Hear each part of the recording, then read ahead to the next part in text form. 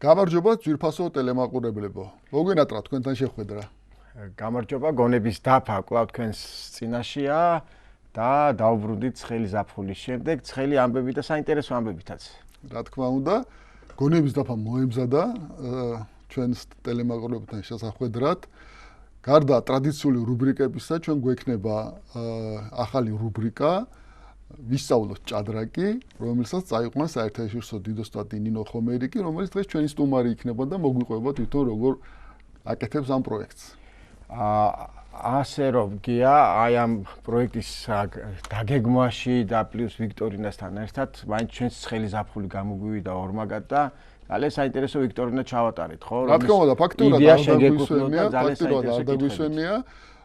ვიქტორინა იყო რასთავარია შემეცნებითი. დაახლოებით 100,000-ზე მეტმა მნახველმა ნახა კითხვები და უპასუხა მათ და მე ვფიქრობ, რომ დროა წარვადგინოთ ვიქტორინის გამარჯვებული, ჩვენ შევაჯამეთ შედეგები და ვიქტორინას ყავს თავისი გამარჯვებული ახალგაზრდა კაცი, სტუდენტი, რასთავარია ჭადრაკის დიდი მოყვარული ტატო შერვაშიძე.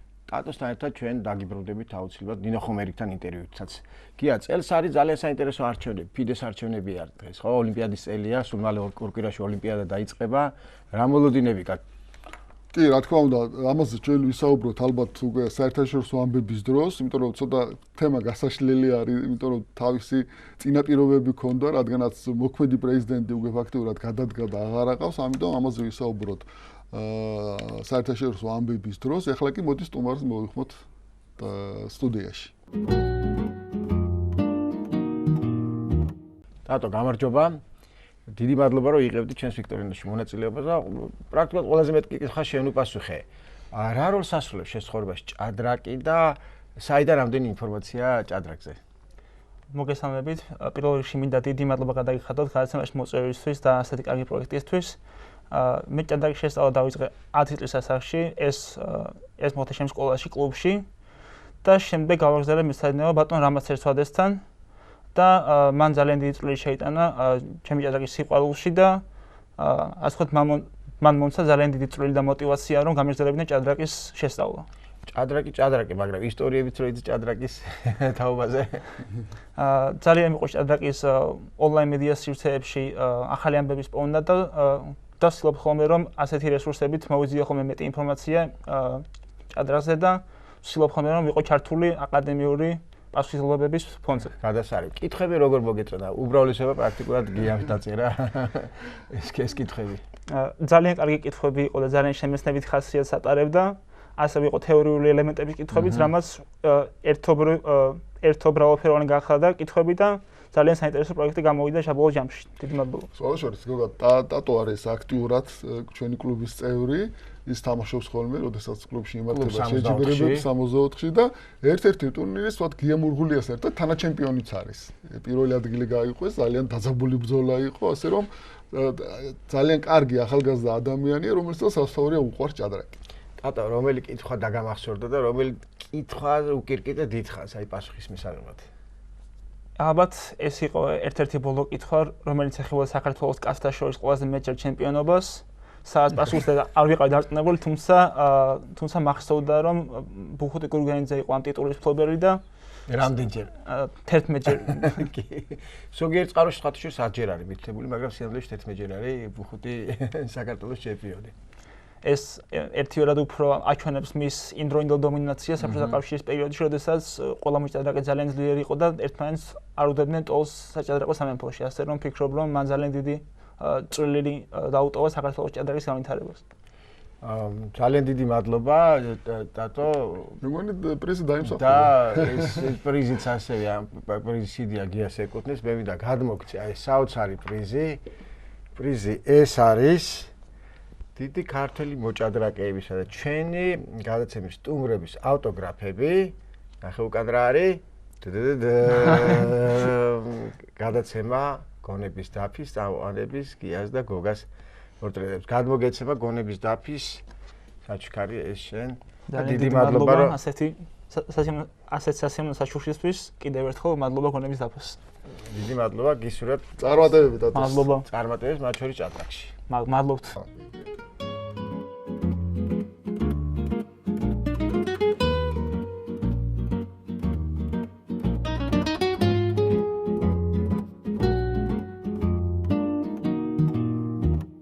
ჩვენს გადაცემაში ახლა სიახლეების დროა. პირველ რიგში დავიწყოთ გოგა საქართველოს სიახლეებით. შესვენების პერიოდში ძალიან ბევრი ღონისძიება გაიმართა როგორც სოფლიოში, საქართველოში და მოდი მივყვეთ მნიშვნელოვანზე ვისაუბროთ ხოლოდ.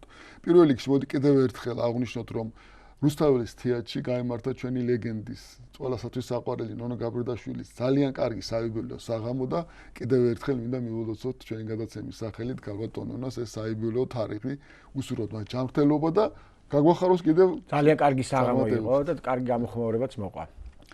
ევროპის საჭადრაკო კავშირის პრეზიდენტის არჩევნები დასრულდა. და როგორც მოსალოდნელი იყო, გაიმარჯვა ზურაბ აზმაიფარაშვილმა. ეს უკვე მეოთხე ვადით აირჩიეს პრეზიდენტად და უსურვოთ მას წარმატებები, უსურვოთ ევროპის ჭადრაკის წარმატებები და აქედან გამომდინარე საქართველოს ჭადრაკსაც, ხო? რაც თავარია, ზურაბ ღირსეულად მართავს საჭადრაკო ასოციაციას და ამიტომაც არის, რომ ის მეოთხედ აირჩიეს. რა თქმა უნდა, ძალიან დამაჯერებელი გამარჯვება იყო. ორი კონკურენტი ყავდა, მაგრამ მათ ერთეული ჯამში 20%-ს ვერ მოაგროვებს საერთო ხმების, ამიტომ ზურაბს ჰქონდა ძალიან დამაჯერებელი და კარგი გამარჯვება. წარმატებები უსურვოთ ზურაბ აზმაიფარაშვილს. წარმატებები უსურვოთ. საქართველოში როგორ 10 წელია გოგა სკოლის არდადეგების დროს იმართება შეჯიბრებები, შიდა შეჯიბრებები, რაც ყველაზე სასიხარულო არის. ამ შეჯიბრების გეოგრაფია ყოველ წელს იზრდება და მე უბრალოდ ჩამოვთვლი და ვაჩვენო ჩვენს ტელემაყურებლებს ფოტომასალა, ჩამოვთვლი იმ შეჯიბრებას, რომელიც ამ პერიოდში გაიმართა. პირველ რიგში უნდა დავიწყოთ, რა თქმა უნდა, ფოთით. რადგან ფოთში უკვე მე-19-ში გაიმართა ნანა ალექსანდრიას სახელობის საერთაშორისო ტურნირი, ყველაზე მასშტაბური ტურნირი ეს არის საქართველოში. მრავალი უცხოელი მონაწილე ყავს მას და რა თქმა უნდა ძალიან ბევრი საქართველოს ქალთა ნაკრების უმეტესობას თამაშობდა ამ შეჯიბრში როგორც ვაჟები, ისე ქალები და ეს შეჯიბრი მათ გამოიყენეს ერთგვარ რეპეტიციად ოლიმპიადის წინ. კი, კიდე გაიმართა ბათუმში, გაიმართა ძალიან საინტერესო ტურნირი, საერთაშორისო ტურნირი არის ბათუმი 2026 და ასაკობრივი ბავშვთა ასაკობრივი ტურნირი შავი ზღვის დელფინი. ზესტაფონში გაიმართა ჯემალ მახეთაძის ხსოვნისადმი მიზღვნილი ტურნირი. გოგა ჩვენი მეგობრები, თამაზაბესაძეები არიან ამ ტურნირის ორგანიზატორები, დამფუძნებელი და რამდენი წელია ასე გვერდით უდგან ამ იდეას და ჭადრაკის პოპულარიზებას. ამბროლაურში გაიმართა კიდევ ბავშვთა ტურნირი და დაგეგმილი არის ტყიბული, დაგეგმილია სამტრედია, ასე რომ კია, როგორც ვიცი, ასევე და როცა ბავშვებზე ვლაპარაკობთ, უნდა აღვნიშნო, რომ შენესწრებოდი ქუთაისში საბავშვო ბაღის თემაზე საჭადრაკო, ასე ვთქვათ, გაკვეთილებს, შეჯიბრს და გაგვიზიარე შენი შთაბეჭდილებები და გითხარი რა ბავშვები არიან ესენი აი იმ ჭადრაკში.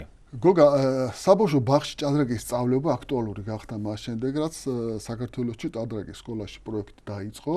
და მას შემდეგ უკვე ძალიან ბევრი ბაღი დაამატა თავიანთ სასწავლო პროგრამაში ჭადრაკის გაკვეთილები. ქუთაისის ბაღში ამ პროცესს ძალიან კარგად ხელმძღვანელობს ახალგაზრდა მოჭადრაკე აკაკი ხაჭავა და ქუთაისის ბაღი მდებარეობს ქუთაისის ისტორიულ შენობაში. სხვადასხვა ჩვენი გენიალური რეზო გაბრიაძე ხშირად სტუმრობდა ამ შენობას, ამ სახლს და მისი ცნობილი ფრაზა გენიოზები გამოვიყენეთ ბაღის სახელწოდებაში და დავარქვით მას ქუთაისელი გენიოზები და გენიოზობანა ტურნირი შედგა სწორედ ბაღში. მართლა და როგორ წარიმართა ეს? ძალიან საინტერესო იყო, მოდი სიუჟეტი ვაჩვენო ჩვენს მაყურებლებს და ვფიქრობ აუწურავ ინფორმაციას მიიღებენ ისინი ამის შესახებ.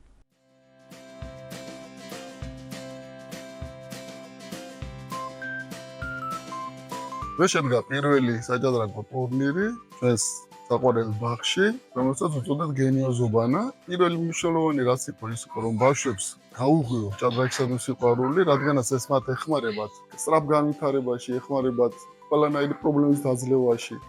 და როდესაც სკოლაში სწავლენ, ისინი იქნებიან უფრო მეტად მზად, ვიდრე სხვა ბავშვები. ძალიან კარგი ღონისძიება შედგა.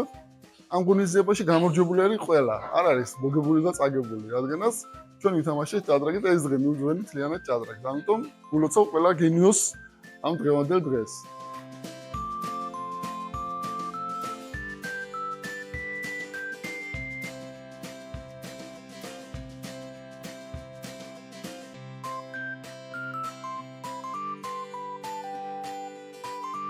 გია, ძალიან საინტერესო სიუჟეტი იყო, დიდი მადლობა და ეს აკაკი ღაჭავაზე მითხარი ორი სიტყვა. აკაკი ღაჭავა არის ახალგაზრდა ადამიანი, რომელმაც ქუთაისის საერთაშორისო უნივერსიტეტი დაამთავრა, არის მოჭადრაკე ამავე დროს და როდესაც მას შევთავაზე რომ ყოფილიყო ჩვენი ბაღის ესე ვთქვათ მენტორი, დიდი სიამოვნებით მიიღო მან ეს წინადადება, შეთავაზება და ძალიან კარგად უძღვება პროცესს. ბავშვურად თამაში სპეციფიკური მიდგომა ჭირდება ბავშვებს და ეს მას შეძლო, ხო? შეძლო, კი, რომ შეაყვაროს, რაც თავარია პირველ ეტაპებზე შეაყვაროს მან. გამიხარდება თუ მოგიწვევთ აკაკის ჩვენთან სტუდიაში და თავის გამოცდილებას გაუზიარებს სხვა მასწავლებლებს, რატომაც არა. და ბარემ აქვე აღნიშნა რომ აგერ კარს მოგვადგა ოლიმპიადა ორ კვირაში ოლიმპიადა ჩატარდება და კიდევ ერთი მოვლენას ელოდება საჭადრაკო სამყარო, ეს არის ფიდეს პრეზიდენტის არჩევნები, ხო? ვიცით რომ არკადი დორკოვიჩი გადადგა სანქციების გამო და ევროპის სანქციების გამო, კი, ევროპის კავშირის სანქციების გამო გადადგა მოქმედი პრეზიდენტი, ახლა მოვალეობას ასრულებს პირველი ვიცე-პრეზიდენტი, ეს იყო ჩვენი თვის კარგად ცნობილი გენიალური ვიში ანანდი და სამი კანდიდატურა არის წარმოდგენილი საპრეზიდენტო არჩევნებში. საპრეზიდენტო არჩევნები გაიმართება 26 სექტემბერს ოლიმპიადის პერიოდში და სამი კანდიდატები ესენი არის ტიმურ ტურლოვი ყაზახეთიდან, რომელიც არის ყაზახეთის ჭადრაკის ფედერაციის პრეზიდენტი, დანარჩენი ორი კანდიდატი არის გერმანელი იან ბლუტნერი და ვადიმ როზენშტეინი. შენი აზრით ვის აქვს გამარჯვების ასე ვთქვათ მეტი შანსი? თუ გავითვალისწინებთ რომ თემურ ტურლოვი დიდი ხანია უკვე ჭადრაკში, ის არის ძალიან დიდი ჰოლდინგის ხელმძღვანელი, როგორც ამბობენ ის არის მილიარდელი და ის არის ამჟამად ჭადრაკის სკოლაში ფიდეს ჭადრაკის სკოლაში პროექტის ხელმძღვანელი და წარმმართველი, აგრეთვე არის ფიდეს სპონსორი და ალბათ ყველაზე მეტი ინვესტიცია მას აქვს ჩადებული ჭადრაკში, ალბათ შანსებსაც ზრდის, არა? ზრდის, რა თქმა უნდა და უფრო მეტად იცნობენ პირველ რიგში. უფრო მეტად იცნობენ მას საჭადრაკო სამყაროში. ჩვენი ქართული ჭადრაკისთვის რა სარგებელი იქნება, როგორ იცნობს ქართულ ჭადრაკს? მიუხედავად იმისა, რომ ყაზახეთის წარმომადგენელია. სხვათა შორის, ქალბატონი ნონა საიუბილეო საღამოზე იყო ჩამოსული. რაც უკვე მიანიშნებს მის პატივისცემას ქართული ჭადრაკისადმი და პირველ რიგში ქალბატონი ნონასადმი, მეორე ქართული ჭადრაკისადმი ის გაგვეცნო ძალიან კარგი ახალგაზრდა ადამიანია და ვფიქრობ, რომ კარგი ურთიერთობა იქნება საქართველოს ჭადრაკის ფედერაციასა და ფიდეს შორის. გაგრძელდება ეს კარგი ურთიერთობა. რაც შეეხება ოლიმპიადას, რომელიც კარზე მოკვადგა? ოლიმპიადა ძალიან მალე დაიწყება. ჩვენ შემდეგ გადასემაში გვეყოლება უკვე ჩვენი ქალთა ნაკრების წევრები, უკვე შეთანხმებული ვართ მათთან სტუმრობაზე და მოდი ოლიმპიადის თემამ უფრო მეტად მაშინ გავშალოთ, მათ უფრო მეტის თქმა შეეძლებათ ამის შესახებ, როგორ ემზადებიან, როგორ აპირებენ საქართველოს სახელი წარადგინონ დიდ ფორუმზე. მოდი ახლა საერთაშორისო ამბებს მივუბრუნდეთ, გოგა, პირველ რიგში ყაზახეთში დასრულდა ფიდეს მსოფლიო ჩემპიონატი უნივერსიტეტებს შორის, რომელშიც მონაწილეობდა ბევრი ცნობილი მსოფლიოში ცნობილი უნივერსიტეტი და ჩვენთვის საინტერესო იმით არის, რომ ჩვენი ნიკოლოზ კაჭარავა სენტ-ლუისის უნივერსიტეტის გუნდში მონაწილეობდა და ის გახდა მსოფლიოს ვიცე-ჩემპიონი. ნიკოლოზ შევახსენებ, რომ ჩვენი გადაცემის მიმოხილველიც არის და არის და სხვადასხვა დღევანდელი რუბრიკა ჭადრაკის პარტიას წაიყვანს ისევ ნიკოლოზი. თავისივე პარტიას გაარჩევს, მოგვიყვება ამ ძალიან საინტერესო ღონისძიების შესახებ და გაარჩევს თავისივე პარტიას. კიდევ უნდა ვთქვა, რომ ამერიკის ესე ვთქვათ საჭადრაკო მექაში, სენტ-ლუისში დასრულდა ძალიან დიდი საერთაშორისო ტურნირი, ვაშტა გრან-პრის ეგიდით ჩატარდა ეს ტურნირი, რომელსაც რეკორდული საპრიზო ფონდი $479,000 იყო საპრიზო ფონდი, 10 მონაწილე თუ გავითვალისწინებთ და ჩატარდა აგრეთვე პარალელურად ქალთა საერთაშორისო ტურნირი, ესეც სუპერ ტურნირი იყო, იქაც დაახლოებით $250,000 იყო საპრიზო ფონდი. ძალიან დიდი ციფრები არის. ვაშტა ტურნირში პირველი მეორე ადგილი გაიყვეს ვესლი სომ ამერიკიდან და ინდოელმა მოჭადრაკემ პრაგანანო და რამეშ ბაბუმ მათ შორის გაიმართა დამატებითი მატჩი ჩემპიონის გამოსავლენად. ეგრეთ წოდებული არმაგედონია გამოყენებული. სამი პარტია იყო, გოგა, სამივე პარტია დასრულდა ფრედ, მაგრამ რადგანაც არმაგედონი იყო მესამე პარტია და არმაგედონში ვესლისო იყო შავებით, ნუ გამარჯვება მას მიეკუთვნა. ხო. გამარჯვება მას მიეკუთვნა. ორი სიტყვით უთხრათ მაყურებელს რა რას ნიშნავს არმაგედონი და რა შემთხვევაში არმაგედონი ნიშნავს რომ თეთრებს უფრო მეტი დრო აქვს თამაშისთვის ვიდრე შავებს, ეს სხვადასხვანაირად არის. თუ 5 წუთიანი არის, 5 აქვს თეთრებს და 4 შავებს, შეიძლება 10 კონდეს თეთრებს და 7 შავებს. მაგრამ შავებს აქვთ უპირატესობა, რომ ყაიმის შემთხვევაში ისინი ითვლებიან გამარჯვებულად. რაც შეეხება ქალთა ტურნირს, ქალთა ტურნირი უკვე დამაჯერებლად მოიგო ჩინელმა ტან ჩონგმა და ვის დაეუფლა ამ 250,000-დან სოლიდურ საბრეზო ფონდს. კიდევ ერთი საინტერესო სიახლეა მსოფლიო ჭადრაკში, სულ მეტი ცნობილი სპორტსმენების ინვესტიციაში ჭადრაკში. ხო, ეს ძალიან მნიშვნელოვანი ინფორმაციაა. გახსოვს ჩვენ საუბრობდით, თუ ვიქტორინაში ქონდა მგონი რომ ჰოლანდი იყო ერთ-ერთი სპონსორი საჭადრაკო ტურნირის და ეხლა ჟერარ პიკე შემოვერთა. პიკემ გადაწყვიტა ცნობილმა პიკეს ხათაშვილის რომელსაც თბილისში 2015 წელს სუპერთასზე უთამაშია ბარსელონას შემადგენლობაში და მე ხათაშვილის გადაღებულიც კი ყავს. ჟერარ პიკე გახდა Fires American Gambit ესეთი გუნდი არის მისი წილის მფლობელი და ეს ღონისძიება რომელიც იმართება ინდოეთში, ტექმაშინა გლობალის სპონსორობით ის არის ჩვენი საინტერესო. საინტერესო ის რომ ჩვენი მოჭადრაკე საქართველოს ქალთა ნაკრების წევრი ნინო ბაციაშვილი თამაშობს ამ ღონისძიებაზე. ის არის Alaska Knights კლუბის წევრი, რომლის პირველ თავას თამაშობს ვიშიანანდი. ნინო არის როგორც წარმატებული ქალი მოჭადრაკე, გუნდი ძალიან საინტერესოა და კომპლექტებული. წარმატებული ვარსკვლავები, ვარსკვლავები, ქალები და ახალგაზრდები. უსურვოთ ჩვენ ნინოს და ნინოს გუნდს წარმატება ამ ნინოს ეჭვებს მესამედაც მოვიწევთ ჩვენს განაცემაში სტუმრის სტატუსით. აი ესეთი იყო სიახლეები, როგორც საქართველოს საერთაშორისო სიახლეები, კი ახლა ჩვენთან სტუმრის დრო არის და ჩვენი სტუმარი არის ნინო ხომერიკი. ნინო ხომერიკი, რომელიც ძალიან საინტერესო პროექტით წარდგება ჩვენს განაცემაში. ეხლა კი გადაცემაში სტუმრის დროა. როგორც დაგვირდით, წარმოგიდგენთ ჩვენი გადაცემის სტუმარს, ახალი რუბრიკის ვისწავლოთ ჭადრაკის წამყვანს, საერთაშორისო დიდოსტატს, მსოფლიოს და ევროპის მრავალგზის ჩემპიონს და პრიზიორს ახალგაზრდებში, ნუ საქართველოს ჩემპიონობაზე არაფერი აღარ ვთქვათ, ნინო ხომერიკს. გამარჯობა ნინო. მოგესალმებით. დიდი მადლობა, რომ მომიწვიეთ თქვენთან. ნინო, შენ თვითონ როგორ ისწავლე ჭადრაკი და მე როგორ აპირებ რომ ასწავლე ჭადრაკი ადამიანებს, რომლებიც დაინტერესებულია ამ შესანიშნავი სპორტის სახეობით? ეს თამაში მასწავლა მამამ 4 წლის ასაკში. მოდი თქვათ აქვე, რომ ნინო არის ჩვენი ძალიან საპატიო საქართველოს დამსახურებული მწვრთნელის გოგი ხომერიკის გოგო. და საჭადრაკო ოჯახის წევრი, ხო? და აგერ მამას უსწავლებია ნინოსთვის. კი ბატონო, მამა მასწავლა 4 წლის ასაკში, მეც და ჩემს უფროსთასაც. ხშირად გვიწევდა ერთმანეთთან მეტოქეობა, იქიდან გამომდინარე, რომ მამას ყავდა ძალიან ბევრი მოსწავლე, გავიზარდი აბსოლუტურად საჭადრაკო გარემოში, კი 24 საათიანი თამაში, ამოცანები, 5 წლის ასაკში პირველად მივიღე მონაწილეობა საერთაშორისო, არ მახსოვს ზუსტად საერთაშორისო იყო თუ არა, თუმცა ბათუმში ტურნირზე. მახსოვს ეს იყო რაღაც ჩემთვის ძალიან დიდი მოვლენა. 2 ქულა დავაგროვე და ძალიან დიდი გამოცდილება, ინტერესი. რაც შემდეგ მამაჩემმა განავითარა ჩემში ესე რა ვთქვა და საბოლოო ჯამში მოვედი აქამდე. მამაშენისგან განსხვავებული მეთოდები თუ გაქვს სწავლის პროცესში? რა თქმა უნდა, კი.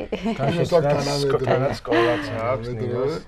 თანამედროვე მე ერთს დავამატებ გოგა რომ ნინო იყო ძალიან დიდი ნიჭის ადამიანი, მე ვფიქრობ რომ როგორც სპორტსმენმა მან ეს ნიჭი ბოლომდე ვერ გამოიყენა. მას გაცილებით მეტის მიღწევა შეეძლო, არა მარტო ახალგაზრდებში, მას შეეძლო მეტის მიაღწია დიდებშიც. გეთანხმებით. დაკმაყოფილდა და მხოლოდ დიდოსტატის წოდები და ხო, იმიტომ რომ მაგრამ ერთი საკითხი არის, მეც ვფიქრობ რომ ბევრად მეტი შემეძლო რომ იმიღწია ჭადრაკში, თუმცა რაღაც მომენტში დავკარგე სურვილი დიდი სპორტის თამაშის და აქედან გამომდინარე შენელდა ის ვნება, რაც მქონდა ჭადრაკის მიმართ. და სამაგეროდ ის ვნება გაჩნდა სხვებს ასწავლე ჭადრაკი, ხო? კი, და ჩემთვის ძალიან საინტერესო არის ეს აღმოჩენა, საერთოდ ჩემში რომ მაქვს თურმე სწავლების ნიჭი სიამოვნებს ბავშვებთან მუშაობა, უფროსებთანაც, ყველა ასაკის მოსწავლე მყავს და მომწონს იმ პროგრესის დანახვა, რასაც თითოეული გაკვეთილის შემდეგ ვხედავ. აი როგორ იყენებ ნინო შენ თქვა აი პრაქტიკულ ჭადრაკში მიღებულ ცოდნას, გამოცდილებას, იმიტომ რომ პრაქტიკული ჭადრაკია ერთია, მაგრამ იქ არის ისეთი უნარჩვევები, რომელსაც ჭადრაკი ანვითარებს. როგორ ვარ თუ მინდა ოჯახში, ბავშვებთან ურთიერთობაში და როგორ იყენებ შენ მოსწავლეებთან ურთიერთობაში? რაში გეხმარება? კი ბატონო, ჭადრაკი ანვითარებს ძალიან ბევრ კარგ უნარს, მოთმინების, გათვლის, გეგმის არჩევის, ყურადღების, კი ბატონო, ძალიან ბევრ კარგ უნარს ანვითარებს ადამიანში, რომელსაც სამომავლოდ მე იყენებ არა მარტო საჭადრაკო დაფაზე ცხოვრებაში და მეხმარება, კი, როგორც დედობაში, ისე ცხოვრებაში, უბრალოდ ამ ბოლო დროს აღმოვაჩინა, რომ ხანდახან ძალიან ბევრს ვთვლი და ვფიქრობ, ეს ჭადრაკიდან, მაგრამ უკვე ცხოვრებაში ვთვლი ძალიან ბევრს და მე მგონი რა. და ხარ სულ ერთი ნაბიჯი და თქო. ესე არის. სხვებთან შედარებით. კი, ნამდვილად ესე არის კი და ცხოვრებაში, დედობაშიც, იმ დისციპლინაში, დროის დაგეგმარებაში ძალიან ბევრ რაღაცაში მატკიბრა. ნინო, მინდა მადლობა გადაგიხადო იმისათვის, რომ ჩვენს გადაცემას შემოვერთდი და მიიღებ მონაწილეობას თუ როგორ უნდა ვასწავლოთ ჭადრაკი ახალბედებს და რა მოლოდინი გაქვს ეს მითხარი იქნება თუ არა შენი აზრით ეფექტური ეს საჭადრაკო გაკვეთილები ამ გადაცემით? მე ძალიან გამეხარდა ეს შემოთავაზება და ვფიქრობ, რომ ძალიან ბევრი ბავშვი და დასრული არის დაინტერესებული ამ თამაშით და ვფიქრობ, რაღაც კითხვებზე მაინც პასუხი გაეცემათ, რაღაცა ზოგადი წარმოსახვა ექნებათ ჭადრაკზე და სულებზე, ფიგურებზე, რამაც შეიძლება უფრო დაინტერესოს და მერე უკვე უფრო სერიოზულად შეხედოს ჭადრაკს და დაიწყოს თამაში. სულმცირე ერთი სული წინ იყოს ცხოვრებაში. სულ პირველადი დაინტერესება, გადახვედი ნინო, რა თქმა უნდა გამოიწვევს ეს გადაცემები. მე ახლა გავამხელ საიდუმლოს, რომ მე რამოდენიმე ნინომ ჩაწერილი გაკვეთილი ვნახე და ძალიან მომეწონა, არის ძალიან უშუალო გარემო, ძალიან საინტერესო და მე ვფიქრობ, რომ მართლაც ძალიან საინტერესო იქნება როგორც პაპადარებისთვის, რომლებიც იწყებენ ჭადრაკს, თუ ტიტებისთვის, რომლებსაც შეიძლება არ უსწავლიათ აქამდე ჭადრაკი, რა გადაწყვეტონ, დაინახონ და გადაწყვეტონ, რომ ჭადრაკი უნდა ისწავლონ. კარგი იქნება თუ ჭადრაკს ყველა ისწავლის ეს და ერთი ნაბიჯით გაუსწრებთ მოვლენებს და პროცესებს. რომ ერთი ისტორია უნდა გავიხსენო, ახლა ვფიქრობ ნინოს დამეთანხმება. ნინო თამაშობს ახალგაზრდულ ევროპის ჩემპიონატი ხო მგონი თუ მსოფლიო არ მახსოვს სერბეთში იყო მგონი. ნოვისადში მე მგონი ხო? არ არის ნოვისადში. სლოვენია ხო მაგრამ. თუ სლოვენია შეიძლება. ხო და მე და გოგა უყურებთ ნინოს თამაშს და ნერვიულობთ ახლა გამიგე და ნუ მედალი უნდა აიღოს მოკლედ რომელიც ინჯის მედალს აიღებს არ ვიცი ბოლოში წყდება ყველაფერი და ძალიან ნერვიულობთ რა და გოგას ვთქვარი წამე უთხარი ჩვენ სხვა რაღაცით გადავერთოთ მეთქი ცოტათი რომ არ ვინერვიულოთ ხო და ბოლოს კი რაღაც ძალიან რთული არის. მაგრამ გაგვახარა რა სწავარია, ნინო გაგვახარა, მოიტანა მედალი და მოუტანა საქართველოს მედალი და ძალიან იყო ჩაღა. მე ვფიქრობ, რომ ესეც არის мотиваცია, ესეც იქნება мотиваცია ახალგაზრდებისათვის, იმიტომ რომ მათ ასწავლით ჩვეულებრივი მასალებელი არა, ასწავლით დიდოსტატი და სახელგანთქმული მასალებია. დიდი მადლობა ნინო, გვიხარია რომ შემოვერთით ჩვენს გადაცემას და იდეას რომ ვასწავლოთ ჭადრაკი, ვისწავლოთ ჭადრაკი და რაც თავარია დარწმუნდებიან ჩვენი მაყურებლები და ჭადრაკით ახლახან დაინტერესებული პირები. ეს არის შესანიშნავი არჩევანი რომ ჩვენს გადაცემაში შენი მეშვეობით ისწავლონ ჭადრაკი. და ჩვენ გადაცემა ყოველთვის დამთავრდება ნინოს ლექციით. ამიტომ უნდა დაგველოდონ ბოლომდე, ხო? რომ შემდეგ მოისმინონ ჭადრაკის გაკვეთილი და გაიღრმავონ მათი ცოდნა. წარმატებები ნინო. ძალიან დიდი მადლობა. წარმატებები ნინოს. ჩვენს გადაცემაში ახლა ჭადრაკის პარტიის დროა, როგორც დაგფირდით, დღევანდელ ჭადრაკის პარტიას გაარჩევს ჩვენი საქართველოს ნაკრების, ვაჟთა ნაკრების ერთ-ერთი ლიდერი ნიკა კაჭარავა, რომელიც თავის პარტიის შესახებ მოგვიყვება, რომელიც მან ითამაშა ყაზახეთში, მსოფლიოს ჩემპიონატზე უნივერსიტეტებს შორის და მოусმინოთ მას. მოგესალმებით. მე ვარ ნიკოლოზ კაჭარავა და ამიტომ ვისაუბრებ ახლახან დასრულებულ მსოფლიოს უნივერსიტეტების ჩემპიონატზე, რომელიც სტარტდებოდა ყაზახეთის ქალაქ ალმათიში. ტურნირში მონაწილეობდა 16 უნივერსიტეტი, მათ შორის 8 შეირჩა საკვალიფიკაციოებიდან და ჩემი სენტ-ლუისის უნივერსიტეტიც მაქედან გავიდა. 8 უნივერსიტეტი კიდე პირადი მოწვევით იყო, მათ შორის ოქსფორდი, კემბრიჯი, ჰარვარდი და ასე შემდეგ. ყველაზე ძლიერი უნივერსიტეტები იყვნენ ჩემი, სენტ-ლუისი, სადაც მსოფლიოს ტოპ-100-ის მოჭადრაკე არიან ჩოპრა იყო, ბარატ სუბრამანიუმი 2600-იანი, ვიქტორ გაზიკი სლოვაკეთიდან, მე და ამერიკელი ტალია სერვანტესი. თავარი კონკურენტი იყო ურალის უნივერსიტეტი რუსეთიდან, ტეხასის და ყაზახეთის. ჯგუფიდან გავედით საკმაოდ მარტივად და შემდეგ მეოთხედფინალის მარტივად გადავახეთ, ამიტომ ამაზე ყურადღებას არ გავამახვილებ. უბრალოდ ვიტყვი, რომ ჯგუფურში ავიღე 5-დან 4 ნახევარი ქულა და შემდგომ კიდე ნახევარფინალებიდან ჩავერთე, სადაც დავამარცხე დიდოსტატი გუსტავი 480 რეიტინგით და ფინალში კი დავუგზავდი რუს სერგეი ლობანოვთან. ფინალი შედგებოდა 2 მატჩისგან. პირველ მატჩში თამაშობდით შავი ფერებით, ანუ პირველი და მესამე დაფა ვიყავით შავებით და მეორე მატჩში განმეორებით შეხვედრაში უკვე თეთრი ფერები გვქონდა. ორივე მატჩი დასრულდა იდენტური ანგარიშით, ბიჭებთან 3 ფრევი თამაშეთ და გოგო კი დამარცხდა. რაც შეეხება უშუალოდ პარტიებს, ვიტყვი, რომ პირველ ორ დაფაზე შანსი არსად არ ქონია მოგების. განმეორებით შეხვედრაში სლოვაკმაც ვერანაირი პრობლემა ვერ შექმნა და ერთადერთი ჩემი პარტია იყო, სადაც შეგვეძლო შედეგის გაუმჯობესება და ჩვენ სასიკეთოდ დასრულება. და სწორედ ამ პარტიას მივამხილავ მეც დღეს. ხვდები რუს სერგეი ლობანოვს, გათამაშდა რეტის ვარიანტი, ძალიან ახლა ჩაუხმოვდები დებიუტს და უბრალოდ გავამახვილებ ყურადღებას საინტერესო მომენტებზე. და პირველი მომენტი იყო აქ. როგორც წესი, ვიცით, რომ მეფის სპაიკები არ უნდა დავძრათ, რათა მეფე არ დავასუსტო. თუმცა, როგორც ყველა სხვა წეს, ამასაც აქვს გამონაკლისები და აქ არის ესე ძალიან საინტერესო იდეა, რომელიც სხვა ძალიან ბევრ პოზიციაში არის, სადაც თეთრები ცდილობენ შემოუტიან G4, F4, E4 და ასე შემდეგ, შავები კი ცდილობენ თავი დაიცვან. თეთრების იდეა არის აქ, რომ მოვიდნენ E5, მხედარი F3 და შემდეგ ნელ-ნელა დაგვაწვნენ. ამიტომ აქ საკმაოდ ძლიერი სვლა არის F5. რითაც არ ვაძლევთ თეთრებს საშუალებას, რომ პაიკებით შეგვსხუტონ. თუ თეთრები თამაშობენ F5-ს, აქ გვაქვს ძლიერი სვლა G5 და პოზიცია უკვე საკმაოდ სასიამოვნოა შავისთვის. სამწუხაროდ ეს იდეა ვერ შევაფასე სათანადოდ და მოვედი სხვა იდეას, რომლის შემდეგაც მივიღე საკმაოდ მჟავე პოზიცია, მაგრამ საკმაოდ სოლიდურად ვიდექი მაინც. შემდეგ ჩავარდით უკვე საიტნოტში და დავუშვით ბევრი შეცდომა, როგორც მოსალოდნელი იყო და მივედით ერთ მომენტამდე, სადაც შემეძლო, რომ პარტია უბრალოდ დამემთავრებინა ეგრევე. აი ამ მომენტამდე. თეთრმა ითამაშა ეტლი H1 და უნდა რომ H5 აიღოს და მერე იქნებ რაღაცნაირად ფიგურები შემოიყვანოს და მათი ჩამისვლის. მე აქ მქონდა 3 წუთი და ფიქრის გარეშე მოვედი ეტლის G8-ს და მინდა ამ მომენტზე ყურადღება გავამახვილო. გვაქვს ძალიან ბევრი საჭადრაკო ეგეთი ფილოსოფია, მაგალითად როგორც ადრე ვთქვი, რომ მეფს პაიკები წინ არ უნდა დავძრათ, როდესაც მეტოქი გვიტავს ფლანგზე, ჩვენ უნდა შევუტიოთ ცენტრში და ასე შემდეგ. მაგრამ ჭადრაკი არის კონკრეტული თამაში და ყველა წესი უნდა გადავამოწმოთ საკმაოდ ბევრჯერ, რადგან ყოველი კონკრეტული პოზიცია არის უნიკალური და სხვადასხვა იდეა შეიძლება იყოს.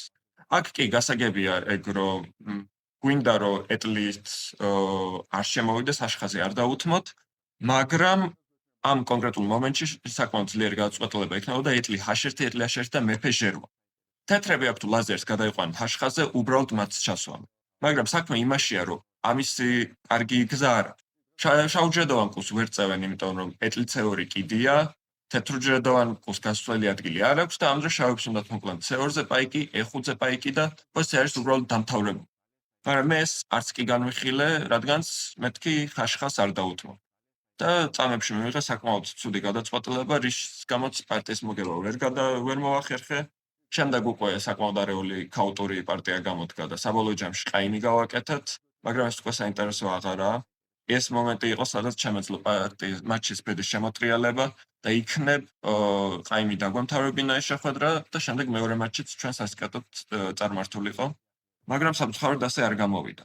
სწორედ ამის თქმა მინდოდა, რომ ჩემი რჩევა იქნება, რომ ყოველი წესი გადაამოწმოთ ძალიან ბევრჯერ, იმიტომ რომ ჭადრაკი არის კონკრეტული თამაში. დიდი მადლობა ნიკას ძალიან საინტერესო პარტიის გარჩევისთვის. რა თქმა უნდა, ყოველთვის საინტერესოა ნიკას გარჩევები, კი ჩვენთან კი ახლა არის ჭადრაკის ამოხსნის დრო, ჭადრაკის პოზიციის ამოხსნის დრო. დღეს მე თქვენ შეგირჩიეთ ეხლა ხან სენტ-ლუისში დამთავრებული სუპერ ტურნირიდან ერთ-ერთი საინტერესო პოზიცია. წარმოგიდგენთ ამ პოზიციას ეკრანზე. ერთმანეთს ეთამაშება ვინსენტ კეიმარი, თეთრები და ინდოელი რამიშბაბუ პრაგანამხა. თეთრები სვლა, ველი თქვენგან გამოხმაურებას პასუხი კი გამოგვიზონით ჩვენ Facebook გვერდზე. კლუბი 64 საქართველო და ჩვენ უკვე დავიწყებთ მეორე ეტაპს უკვე გამარჯვებულებისა, რომელსაც მე მოვიწვევთ კლუბ 64-ში. კი ბატონო. ჩვენ გადაცემა დასრულდა, დიდი იმედი მაქვს, რომ ეს თქვენ ძალიან მოგეწონათ. გიტოვებთ ნინოს გაკვეთილებს და რაც თავარია გვიხარია, რომ დაუბრუნდით გოლების დაფა აგრძელებს თქვენთვის მუშაობას მთელი შემოდგომის მანძილზეც და ზამთარშიც გადავალთ. ვისწავლოთ ჭადრაკი ნინო ხომერიკთან ერთად. წარმატებები. მოგესალმებით. მე ვარ ნინო ხომერიკი, საერთაშორისო დიდოსტატი ჭადრაკში. დღეს მინდა გაგაცნოთ ერთ-ერთი ყველაზე უძველესი ისტორიული და ძალიან საინტერესო თამაში ჭადრაკი. ბევრი ისტორია არსებობს თუ როგორ გამოიგონეს ეს თამაში, თუმცა ერთ-ერთი ყველაზე გავრცელებული ვერსიაა, რომ დაახლოებით 1500 წლის წინათ ინდოეთში ბრძენმა ეს თამაში საჩუქრად მიართვა ინდოეთის მეფეს. მეფე იმდენად გაოცებული დარჩა და აღფრთოვანებული ამ თამაშით, რომ ბრძენს უთხრა: "მითხარი ნებისმიერი ერთი სურვილი და შეგისრულებო." ხოლო ბრძენმა მიუგო: "დიდებულო მეფეო, დამიყარე ჭადრაკის დაფის პირველ უჯრაზე 1 მარცვალი ხორბალი, მეორეზე 2, მესამეზე 4, მეოთხეზე 8 და ასე გააორმაგე ყოველ მომდევნო უჯრაზე." მეფეს გაეცინა: "ასეთი მცირე რამ როგორ მთხოვეო?" თუმცა როცა მათემატიკოსებმა დათვალეს, აღმოჩნდა, რომ ამდენი ხორბლის მოსაყვანად მთელი დედამიწის ზედაპირი რამდენჯერმე უნდა დათესილიყო. მეფე მიხვდა, რომ ჭადრაკის დაფაზე ფიგურების კომბინაციებიც სწორედ ასეთივე უსასრულო და გენიალურია. ისტორიულად თამაში ასახავს შუა საუკუნეების საზოგადოებრივ ორთაბრძოლებს. დროთა განმავლობაში მათი სახელები და მნიშვნელობები სხვადასხვა კულტურაში შეიცვალა. თითოეულ ფიგურას თავისი ისტორია აქვს, რომელსაც შემდეგ გაკვეთილებში დეტალურად გავივლით. ფაქტია, რომ ჭადრაკი სამეფო თამაშად გადაიქცა და ის დროთა განმავლობაში მთელს მსოფლიოში გავრცელდა. დღესდღეობით მილიონობით ადამიანი თამაშობს. ის ხელს უწყობს ფანტაზიის, მეხსიერების, სისხლძარღვის და სხვა მრავალი უნარის განვითარებას. ჭადრაკს ორი ადამიანი თამაშობს, მას ყოველთვის იწყებენ თეთრები, შემდეგ პასუხობენ შავები და ასე გრძელდება თამაშის ბოლომდე. ახლა კი მინდა ციფრულ ეკრანზე გადავინაცვლოთ, სადაც დიაგრამის საშუალებით დეტალურად ავხსნით საჭადრაკო დაფას. ჭადრაკის დაფა კვადრატული ფორმის არის და ის 64 უჯრისაგან შედგება. ჭადრაკის დაფა სწორად არის განლაგებული მაშინ, თუ ქვედა მარჯვენა კუთხე თეთრი ფერის არის. დაფის ნახევარი ღია ფერის არის, რომელსაც თეთრ უჯრებს უწოდებთ, ხოლო ნაწილი მუქი ფერის არის, რომელსაც შავ უჯრებს უწოდებთ. ჭადრაკის დაფაზე 8 ვერტიკალია, 8 ჰორიზონტალია და შავი და თეთრი დიაგონალებია. ორი უჯრისაგან შემდგარ დიაგონალს პატარა დიაგონალს ვეძახით, ხოლო 8 უჯრისაგან შემდგარ დიაგონალს დიდი, გრძელი დიაგონალი ჰქვია.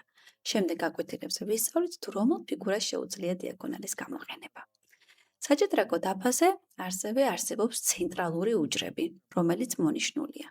ცენტრალური უჯრები განლაგებულია დაფის შუაგულში. თუ საჭადრაკო დაფაზე ოდესმე გქონია ჩეხება, მაშინ შეამჩნევდით, რომ ვერტიკალურად ჭადრაკის დაფას აქვს ციფრები განლაგებული პირველიდან 8-ით ჩათვლით, ხოლო ჰორიზონტალურად ინგლისური ალფაბეტი A-დან H-ის ჩათვლით. ხოლო ქართულად ასე გამოიდგმის: A, B, C, D, E, F, G, H. ნოტაცია მოჭადრაკეებს გვეხმარება, რომ უფრო მარტივად გამოვთქვათ, თუ რომელი ფიგურა სადმიდის დაფაზე გადაადგილების გარეშე. ეს არის საწყისი პოზიცია. საწყის პოზიციიდან ყოველთვის თეთრები იწყებს თამაშს. შემდეგ შავები პასუხობენ და ასე რიგრიგობით მიმდინარეობს თამაშის ბოლომდე. საჭადრაკო დაფაზე არსებობს მეფის ფლანგი, რომელიც მოცემულია მწვანე ისრებით. ასევე არსებობს ლაზერის ფლანგი და არსებობს თეთრების და შავების ტერიტორია. თეთრების ტერიტორია არის პირველიდან მეოთხე ჰორიზონტალის ჩათვლით, ხოლო შავების ტერიტორია მეხუთე ჰორიზონტალიდან მერვე ჰორიზონტალის ჩათვლით. ჭადრაკის მთავარი მიზანია მეფის დაშამათება. ვინც პირველი დააშამათებს მეფეს, ის მოიგებს. მეფის დაშამათება ნიშნავს დავემუქროთ მეფეს ისე, რომ ვერსად ვერ გაიქცეს ჩვენს მუქარას. დღეისთვის ჩვენი გაკვეთილი დასრულებულია. მომდევნო გაკვეთილზე ავხსნით ყველაზე მნიშვნელოვან ფიგურას, რომელიც რა თქმა უნდა არის მეფე. მომავალ შეხვედრამდე დიდი მადლობა ჩვენი მოსმენისთვის. ნახვამდის.